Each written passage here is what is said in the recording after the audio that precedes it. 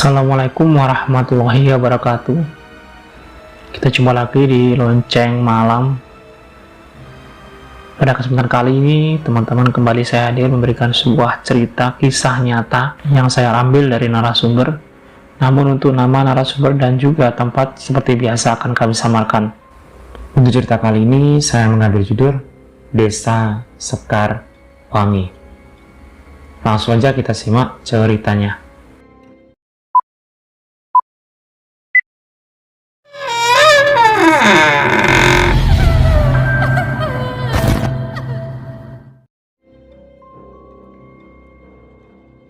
April 1988, pukul 23.15 waktu Indonesia Barat.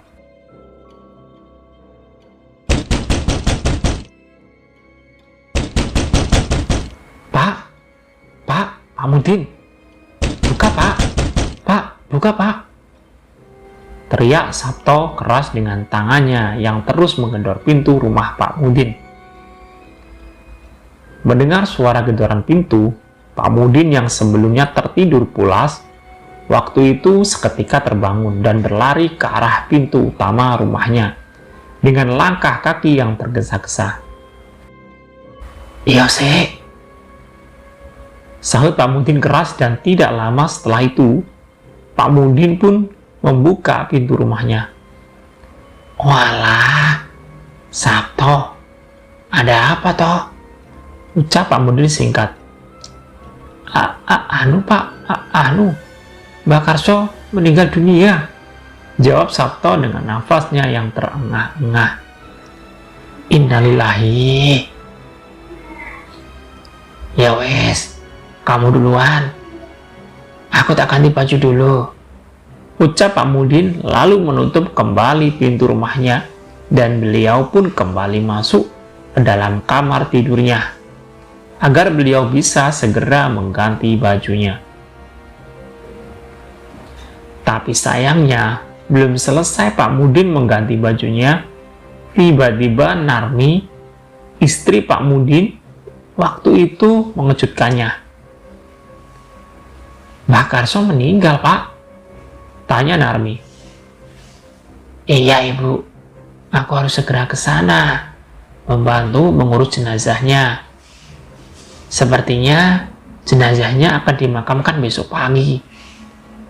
Kalau sekarang sudah terlalu malam," jawab Pak Mudin dengan melihat ke arah jam tangannya yang malam itu sudah menunjukkan hampir pukul 23.25 malam. "Hati-hati ya, Pak. Malam ini malam Jumat Legi.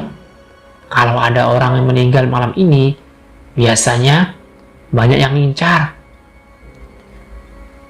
Bapak paham kan masalah ini?" ucap Narmi lesu dengan menatap wajah Pak Mudin. "Iya, Bu. Nanti jenazahnya akan kujaga sampai besok pagi biar aman." "Ya sudah, aku berangkat ya, Bu," sahut Mbah Mudin jelas dengan langkah kakinya yang mulai keluar dari rumahnya. Sepanjang perjalanan ke rumah Mbah Karso, perasaan Mbah Mudin yang sebelumnya biasa-biasa saja ketika hendak menangani jenazah, waktu itu tiba-tiba berubah menjadi tidak nyaman. Karena asal kalian tahu, sepanjang perjalanan, Pak Mudin seperti sedang diikuti oleh seseorang. "Waduh, ada yang ngikutin deh rasanya," pikir Pak Mudin dengan terus melangkahkan kakinya dengan sesekali menolehkan kepalanya, hingga akhirnya perasaan Pak Mudin pun semakin kacau ketika belum sampai Pak Mudin di rumah Mbah Karso. Pak Mudin tiba-tiba berpapasan dengan orang tua yang setelah dilihatnya dengan lebih teliti lagi, orang tua tersebut tidak lain dan tidak bukan adalah Mbah Karso itu sendiri. Malam itu, Mbah Karso benar-benar berjalan berpapasan dengan Pak Mudin dengan tatapan matanya yang sayu, ditambah senyuman dari bibirnya yang terlihat pilu. Mengetahui hal itu, Pak Mudin pun seketika menundukkan kepalanya dengan seketika mempercepat langkah kakinya karena beliau pun tahu jika Mbah Karso sudah meninggal dunia. Astagfirullah, itu tadi Mbah Karso, ucap Pak Mudin dalam hati dengan langkah kakinya yang terus berjalan tidak berhenti. Dan dengan terus mencoba berdoa sepanjang jalan, akhirnya Pak Mudin pun sampai di rumah Mbah Karso, yang dimana malam itu keadaan rumah Mbah Karso bisa dikatakan cukup sepi daripada umumnya. Jika biasanya ketika ada orang meninggal semua warga berkumpul, malam itu di rumah Mbah Karso hanya ada 8 orang warga saja yang terlihat duduk di samping jenazah Mbah Karso yang sudah terbujur kaku. Loh, kemana semua? Kok cuma 8 orang yang datang? Tanya Pak Mudin jelas. Pak, tadi semua warga sudah aku gedor pintunya, tapi gak ada yang mau bukain, ucap Sabto dengan nada bicara yang sedikit pelan. Ya Allah, kasihan Mbah Karso, sudah tidak punya siapa-siapa. Sekarang para warga juga tidak mau mendekat, ucap Pak Mudin pelan. Tapi anehnya, belum selesai Pak Mudin memandangi wajah jenazah Mbah Karso, jenazah yang sebelumnya terbujur kaku malam itu tiba-tiba terlihat bergerak-gerak dengan sendirinya.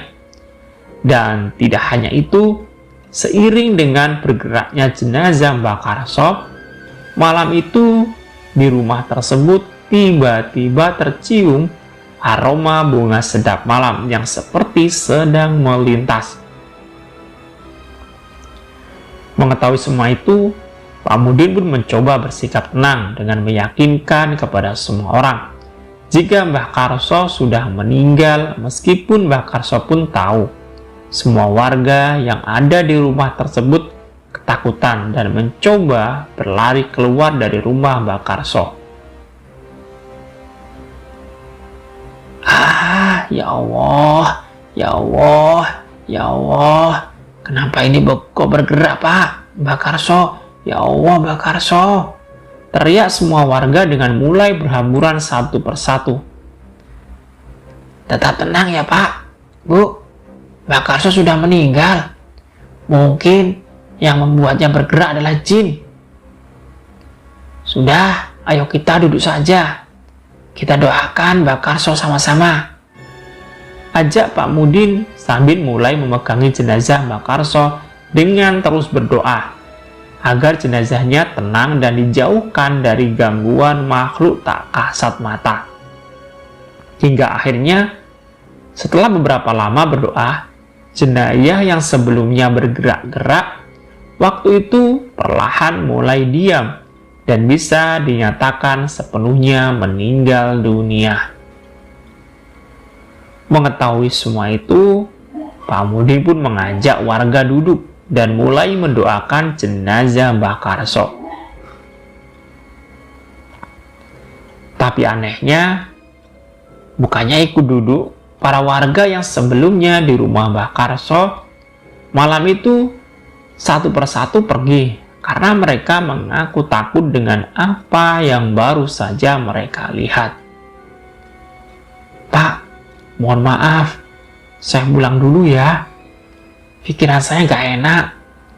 Ini malam Jumat lagi. Katanya, kalau ada orang meninggal pada malam Jumat lagi, besar kemungkinan dia jadi hantu sampai pagi. Dan itu tadi aku juga lihat jenazah Mbah Karso bergerak beberapa kali. Sudah ya Pak, mohon maaf, saya pergi dulu. Besok pagi saja saya kembali ketika jenazah ini sudah siap diberangkatkan, ucap salah satu warga yang selanjutnya diikuti oleh warga lainnya. Dan puncaknya, malam itu hanya tersisa 3 orang saja, termasuk Pak Mudin yang duduk dan mendoakan Mbah Karso. Ketiga orang tersebut adalah Pak Mudin, Sabto dan Ganjar. Dan dengan tidak memperdulikan semua itu, akhirnya Pak Mudin pun mulai memimpin doa dan melakukan acara tahlilan dan sebagainya seperti pada umumnya.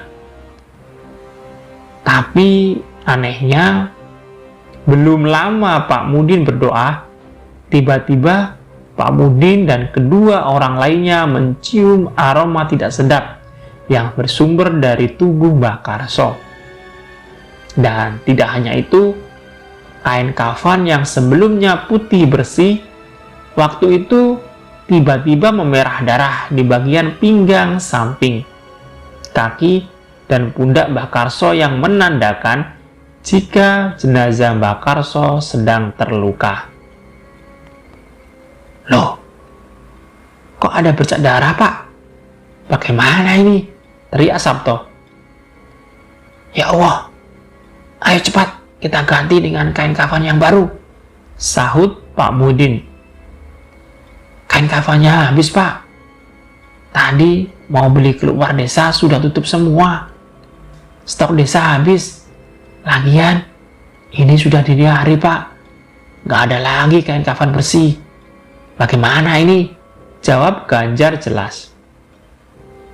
Dan tidak kehabisan akal, akhirnya Pak Mudin pun seketika membalut jenazah Mbah Karso dengan spray yang ditemukan di rumah Mbah Karso, agar tubuhnya bisa sedikit lebih bersih dari noda darah yang waktu itu keluar semakin banyak saja. Dan disitulah ketika Pak Mudin masih sibuk mengganti kain kafan dengan spray, tiba-tiba pandangan Pak Mudin mengarah ke arah salah satu sudut ruangan rumah Mbah Karso, yang ternyata di situ ada sesosok pocong yang terlihat cukup tinggi, hampir menyentuh plafon rumah. Dan tidak hanya pocong, di sudut lain Sabto dan Ganjar juga melihat sosok genderuwo hingga sosok orang tua yang terlihat sedang memperhatikan jenazah Mbah Karso. Mengetahui semua itu, Sabto dan Ganjar pun seketika berlari menyelamatkan diri dengan jenazah Mbah Karso yang ditinggalkan begitu saja.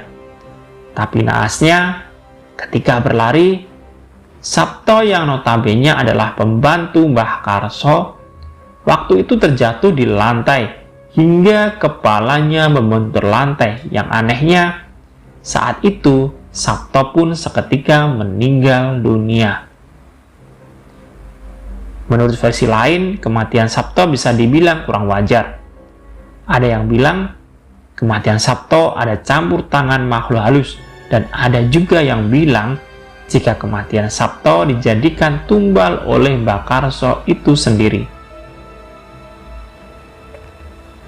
Mengetahui semua itu, Pak Mudin pun masih menguatkan diri sambil berteriak-teriak mengusir sosok setan tersebut yang sewaktu itu hanya diam tidak bergerak.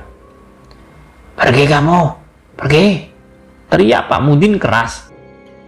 Tapi sayangnya, bukannya pergi, sosok pocong dan genderuwo tersebut terlihat mengarahkan pandangannya ke arah Pak Mudin yang waktu itu tinggal seorang diri. Dan disitulah pundak Pak Mudin tiba-tiba terasa berat, seperti sedang ditunggangi oleh seseorang. Dan tidak hanya itu, pandangan Pak Mudin perlahan mulai kabur dengan nafasnya yang terasa sesak, seperti sedang ada yang menekan. Karena Pak Mudin merasa sudah tidak aman jika terus berusaha mengusir semuanya sendirian, akhirnya Pak Mudin pun bergegas keluar, berlari untuk menyelamatkan diri. Hingga akhirnya kedua jenazah tersebut benar-benar ditinggalkan begitu saja di rumah Mbah Karso, dengan Pak Mudin yang bergegas berlari kembali ke rumahnya. Dan lagi-lagi ketika Pak Mudin berlari pulang, Pak Mudin kembali berpapasan dengan sosok Mbah Karso yang terlihat berjalan kembali. Mengetahui semua itu, Pak Mudin pun semakin mempercepat larinya agar dia cepat sampai di rumahnya. Sesampainya di rumah, Pak Mudin pun seketika menceritakan apa yang baru saja dia alami kepada istrinya. "Waduh Bu, berat. Sepertinya jenazah Mbak Karso dikuasai makhluk halus. Dan Sabto juga meninggal dunia baru saja," ucap Pak Mudin kepada istrinya dengan nafasnya yang masih terengah-engah karena kelelahan. "Apa? Ya Allah. Terus Bapak kenapa kembali pulang? Terus warga pada kemana? Yang ngurus jenazahnya siapa Pak?" ucap istri Pak Mudin kebingungan. "Para warga sini nggak ada yang mau ke rumah Mbak Karso. Sepertinya para warga nggak suka dengan Mbak Karso. Kan Ibu juga tahu Mbak Karso itu siapa. Dia kan dukun santet dan pesugihan. Sudahlah, besok pagi saja aku tak balik ke sana dan minta bantuan kepala desa. Kalau aku urus semua sekarang, sepertinya akan berbahaya," ucap Pak Mudin jelas dengan dia yang mulai duduk di kursi dan melepas kopiahnya. "Ya sudah, sebentar Ibu mau ambil garam dulu. Aku mau tabur di sekeliling rumah kita agar rumah kita aman. Aku takut ada hal yang gak baik ngikut ke Bapak," ucap istri Pak Mudin. "Iya Bu, seumur hidup baru kali ini aku melihat dan mengalami semua itu," ucap Pak Mudin lesu dengan dia yang mulai menyandarkan kepalanya dan memikirkan kejadian yang baru saja menimpanya. Dan puncaknya, malam itu istri Pak Mudin pun terlihat menaburkan garam mengitari rumahnya hingga akhirnya malam itu pun berlalu begitu saja. Keesokan harinya tepat pukul 6 pagi tanpa lama-lama lagi, Pak Mudin seketika menuju balai desa untuk meminta bantuan kepada pemerintah desa agar mereka mau membantu merawat jenazah Sabto dan Mbah Karso. Setelah Pak Mudin menceritakan semuanya atas himbauan kepala desa, akhirnya para warga pun bersedia untuk ikut membantu prosesi pemakaman jenazah Sabto dan Mbah Karso tersebut.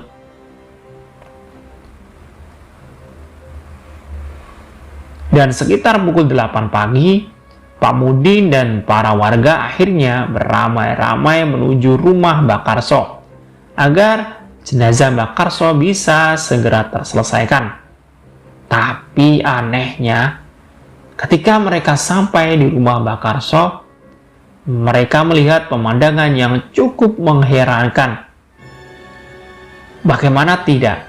Pagi itu para warga dan Pak Mudin melihat dengan mata kepalanya sendiri jika kedua jenazah tersebut sudah saling bergeletakan dengan tidak ada satupun yang mengenakan pakaian. Jenazah Sabto terlihat telanjang dengan pakaiannya yang hilang entah kemana.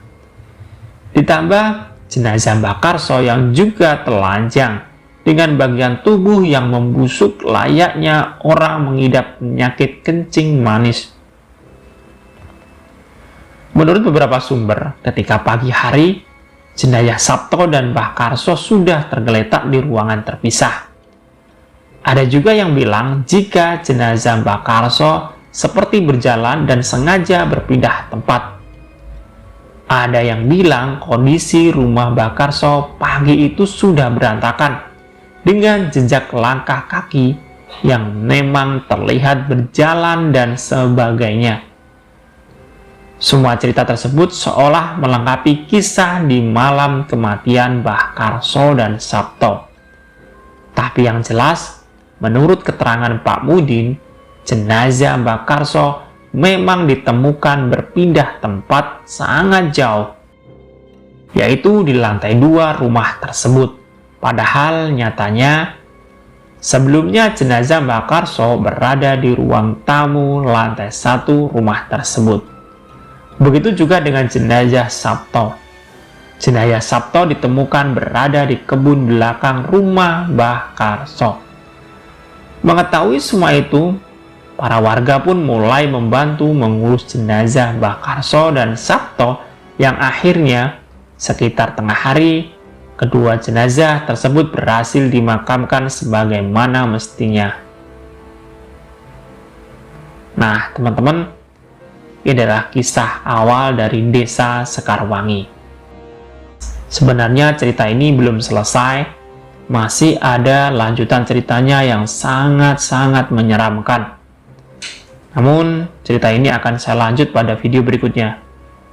Bagi kalian yang baru bergabung, silahkan like dan subscribe dulu channel ini agar setiap hari update berita atau cerita horor di seluruh Nusantara.